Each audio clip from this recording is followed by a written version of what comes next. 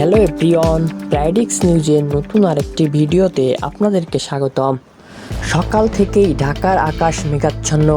আবহাওয়া অধিদপ্তর বৃষ্টি বা বজ্রসহ বৃষ্টির আভাস দিয়েছে। বৃহস্পতিবার 25শে সেপ্টেম্বর সকাল 7টা থেকে পরবর্তী 6 ঘন্টার জন্য ঢাকা ও এর পার্শ্ববর্তী এলাকার জন্য দেওয়া পূর্বাভাসে এ তথ্য জানানো হয়। পূর্বাভাসে বলা হয়, ঢাকার আকাশ আজ আংশিক মেঘলা হতে অস্থায়ীভাবে মেঘলা থাকতে পারে, সেই সঙ্গে হতে পারে বজ্র বৃষ্টি। এছাড়া দিনের তাপমাত্রা সামান্য হ্রাস পেতে পারে।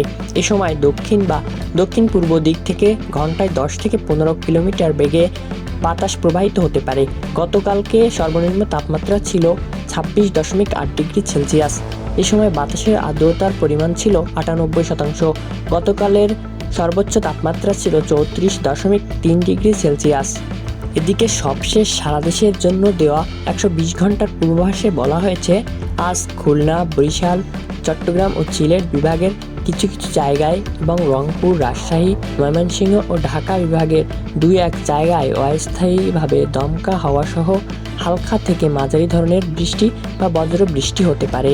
সেই সঙ্গে সারা দেশের কোথাও কোথাও মাঝারি ধরনের ভারী বর্ষণও হতে পারে। সারা দেশের দিনের তাপমাত্রা প্রায় অপরিবর্তিত থাকতে পারে এবং রাতের তাপমাত্রা সামান্য বাড়তে পারে। ভিডিওটি ভালো লাগলে অবশ্যই একটি লাইক, কমেন্ট এবং শেয়ার করতে ভুলবেন না। ধন্যবাদ সবাইকে।